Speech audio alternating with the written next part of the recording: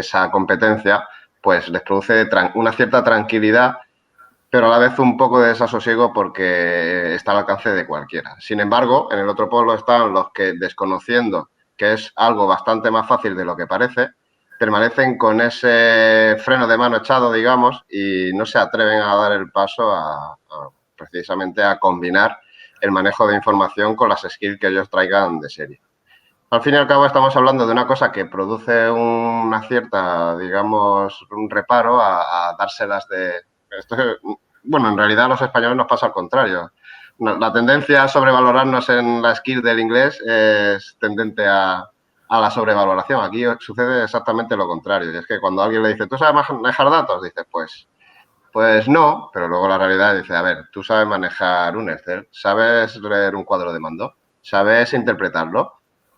Sí. Entonces, ¿por qué dices que no sabes manejar esa información? La situación es un poco, no la catalogaría de frustrante, pero sí que cuasi frustrante, porque produce malestar en ambos perfiles. Los perfiles que son súper proficient en el manejo de información están encantados. Y los que no lo son están, vamos, saben que tiene una carencia y de hecho aparentemente insalvable. Pero a la vez los unos están pensando que van a saltar y les van a comer el terreno, digamos, y los otros todo lo contrario. Con lo cual existe ahí un status quo que parece de común acuerdo, pero que para nada debería ser tal, porque lo que ambos extremos, ambos polos deberían de ser conscientes es que necesitan saltar esa tapia para precisamente complementar su visión con lo que pueda ofrecer los skills de los que el otro sí que presume más o puede presumir más y él adolece más. Totalmente, de acuerdo. Oye, en tu carrera profesional, ¿por qué ser un experto en gestión de datos te ha supuesto una ventaja competitiva frente a otros perfiles? Vale. Yo aquí introduciría la diferencia que existe entre dato e información, porque muchas veces se subestima y no se es consciente de que realmente existe una diferencia y se trata de forma equivalente al dato y a la información. El manejo de datos en sí, que es la parte, digamos, más asociada a la competencia técnica, sí que puede ser asociada a los primeros pasos profesionales o puede ser más importante, más relevante a la hora de iniciar la andadura profesional. Y en ese sentido a mí pues me ha facilitado mucho, pues bueno, al final en casi que cualquier ámbito, sector o compañía es necesario el freak, algo más técnico o más especialista, que es el que produce la materia prima con los que aquellos perfiles que ya aportan otra cosa, y esa otra cosa es esa experiencia, esa visión, ese conocimiento, digamos, más profundo del mercado y no el frío de la información, al final satisface. Te conviertes en proveedor del que en la escala superior en cuanto a la toma de decisión se refiere, necesita de tu hacer. Me produce un cierto confort empezar a modularizar el problema. Y el primer módulo a abordar es ordenar qué información tengo, porque mi primer objetivo es priorizar realmente de toda esa avalancha cuánto es relevante y cuánto no.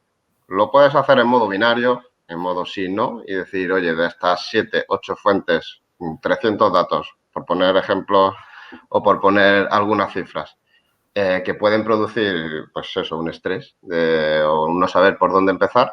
Lo primero que hay que hacer es tranchear el problema, como en casi todas las situaciones de la vida. Entonces, siempre una primera priorización facilita mucho el siguiente paso. Entonces, ante esa avalancha, lo importante es priorizar y acto seguido escalar. Escalar en el mundo aritmético, ¿qué significa? Pues, o geométrico más bien. Significa que ponderes y que decidas qué es más relevante que otra cosa, la pongas por encima e incluso que le confieras un porcentaje de certidumbre o de probabilidad de que eso te sea útil para algo. De esta manera, a lo mejor de las 200 datos que tienes te sirven 7. O si no te sirven 7 de 200, a lo mejor los que se llevan el 80 o 90% son los primeros 7. Y ya con eso, digamos que puedes administrar mejor la avalancha y empezamos a hablar de un trocito del elefante y no a llevar el elefante para arriba y para abajo continuamente. Es una situación muy común, es una tendencia que con la eclosión del Big Data es una tendencia natural y siempre está ahí. Por un lado está el síndrome de Diógenes informacional y es cada vez acumular más y querer más histórico. Y por otro lado el Big Data invita e incita mucho la complejidad o mejor dicho, lo accesibles que hacen los modelos al usuario, lo que te produce es la tentación de contemplar cuantas más informaciones mejor, porque al final, pues bueno, en un cierto grado de correlación, mayor o menor, casi que puedes buscarle la asociación a cualquier par de información. Diciéndolo, no siempre he sido, obviamente, en mi carrera profesional consciente de ello y es natural que empezara no siendo consciente precisamente de esa necesidad, de ese criterio, ese pensamiento crítico, que lo podemos llamar de muchas maneras. Lo podemos llamar conocimiento experto, lo podemos llamar conocimiento o pensamiento crítico, lo podemos llamar olfato, lo podemos llamar experiencia, que al final es pues el complemento que te hace ser capaz de discernir de entre toda la información qué es relevante y qué no. Antes aludías a los activos inmobiliarios. Los activos inmobiliarios tienen multitud de atributos. Tenemos un montón de cosas, de tasas, de costes, de evoluciones de valores y si queremos saberlo todo, pues sí, efectivamente nos hace falta todo. Pero si estamos enfocados a satisfacer una necesidad concreta, como puede llegar a ser proyectar la valoración de un activo a lo largo del tiempo, pues no todo es relevante. Pensar, por ejemplo, yo qué sé, en una referencia catastral. Oye, ¿el valor catastral dice algo? Pues, dada la aleatoriedad con la que se hace, o más bien la subjetividad, más que aleatoriedad, con la que se ponen esos valores, pues a lo mejor no es precisamente el valor más relevante para ti a la hora de intentar abordar tu objetivo de proyectar la valoración.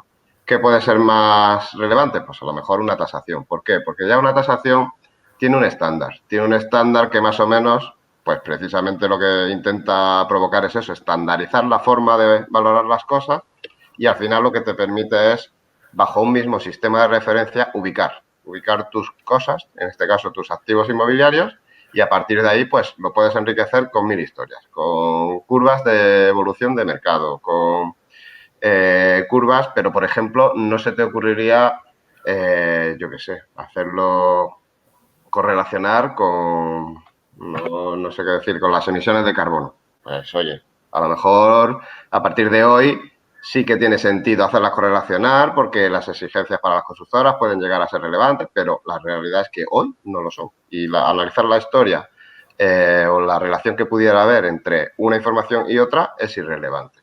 Entonces, en ese sentido, la experiencia es la que te dice qué es relevante, qué no, qué tienes que utilizar, qué merece tu esfuerzo que utilices y que busques y que lo exprimas y lo analices para precisamente abordar tu objetivo. En este caso, pues el mercado. Y al final, pues el mercado, ¿quién lo conoce? Lo conoce o un buen analista con una buena información y unas mínimas dosis de interpretación de ella, o la persona que te aporta la experiencia y que sabe que, oye, esto es un fenómeno, el de la valoración de los activos, muy asociado con la población, muy asociado con el devenir de la economía, muy asociado con la relación entre los sectores y de esa manera pues no concibo una información, o mejor dicho, un uso eficiente o eficaz de la información si no es acompañado de una experiencia o de un conocimiento, pensamiento crítico. Todo. Bueno, tú mejor que yo lo conoces en el ámbito de los recursos humanos, concretamente nuestra cultura no es una cultura que, digamos, gestione bien la carrera de un especialista. Eso por un lado. Pero independientemente de ello, y sin entrar en el ámbito de, digamos, el reconocimiento que pueda suponer un derrotero de una carrera profesional u otro distinto, divergente por la vía de la no especialización, yo creo que hay otros factores como, por ejemplo, la propia pasión. Al analista le gusta analizar.